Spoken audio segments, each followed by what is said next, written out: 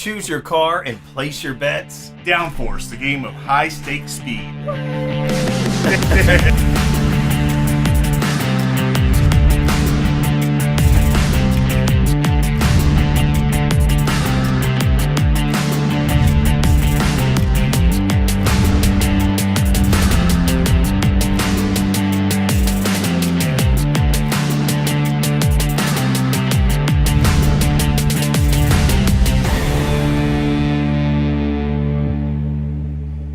Welcome back to the Board Game Closet. My name's Jimmy. I'm Rod. Today we're looking at Downforce, which has been out for a little while, right? 40 years. 40 years. Just a little bit younger than I am.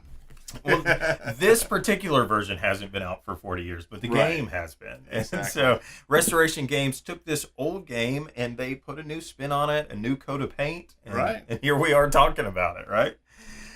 In all of our reviews, we do a simple one-die rating. Should you buy it, play it, or hate it? Green means go buy this game and add it to your collection. White means maybe you wouldn't buy it, but you definitely play it. And then red means throw on the brakes. Throw on the brakes. You hate it. That's right. So we're going to give you our one-die rating today, and then we'll spend the rest of this video telling you why we gave it that rating. So, Downforce gets it's green. All right, double green. Two greens on this one. So that means we both recommend that you go buy this game. Love the game. Where do we start? No, yeah, go. Let's talk about it. So, it's fun as it's a 2-player game, and it's fun as a 6-player game. Yeah, both ways, and the strategy is completely different on both. Yeah, it really is. When the 6 players are relying on the cards, and we'll explain that in a little bit. But it is a very fun game. It's entertaining. It plays quickly. It's great fun. Yeah, and it keeps everybody on the edge of the table. It really does. This game plays quick, which might be my favorite part about it. Not that I want it to be over, but I've played a few racing games that felt like they drug on. Sure. And you're like, come on, let's get this over with. But this one really does. It is smooth. It is easy to teach. And once people get the concept, really by the second time you place a bet, they're like, oh. Sure. And then they get it. And then they just want to play again. Sure. It is a blast. I mean, it has all the aspects of games that I enjoy.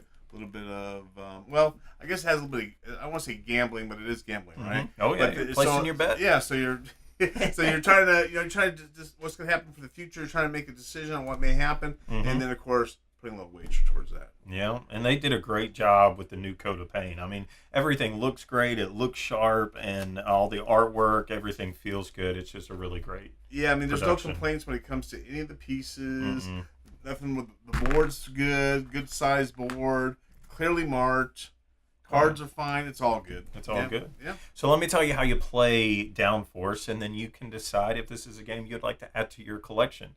At the beginning of the game, you are going to be auctioning off one or all 6 of these cards. You're going to be auctioning them off, and so you might pay $3, $4, $5 million for these cards. You write that down on your little piece of paper that I paid $3 million for the yellow car, and then you're going to get a special ability that you use throughout the entire game. This could be something about moving you extra spaces, or getting to move your car, or ignoring something else, and so these are also a part of the auction. So not only are you auctioning for a car, but you're auctioning really to try to get the special ability that you want. Right. And then on your turn, you're simply going to play a card from your hand. These are divided out evenly by everyone that's at the table. So like Rod said, in a 2-player game, you're going to have half the deck. In a 6-player game, not so much. And so, but on your turn, you're simply going to play one of these cards and move the cars listed in that order. So in this card, it says that I moved the blue car 6 spaces, then the orange car 4, then the 2 car 2. And so you're actually going to be moving these around. And the strategy comes in that you can be blocked in this game. So there are bottlenecks on each side of the board. And so as you get around this corner, if one car is there, then all the rest can't move. And so you might want to hold on to cards to play strategically at certain times so that your car speeds off while all the others get stuck behind. Exactly. There are 3 times in the game that you're going to be placing bets. When one of the cars passes over the yellow line, everybody stops and they say, place your bet. And you are simply choosing which cars you think are going to finish in first, second, or third. If you nail that on the first betting line, you're going to get paid $9 million. But if you miss it, then you just miss it. But if you nail it on the third one, by time it gets near the end, there's going to be a third betting round. And if you get it right then, you're only going to get paid $3 million. Exactly. So it's not as big of a payout. But it is so fun to see how this changes and how your bet that you thought at the beginning was going to pay off, and then it doesn't turn out like that at all. And both tracks were a blast each time we played them and stuff. And I just enjoyed the game. It was thoroughly fun.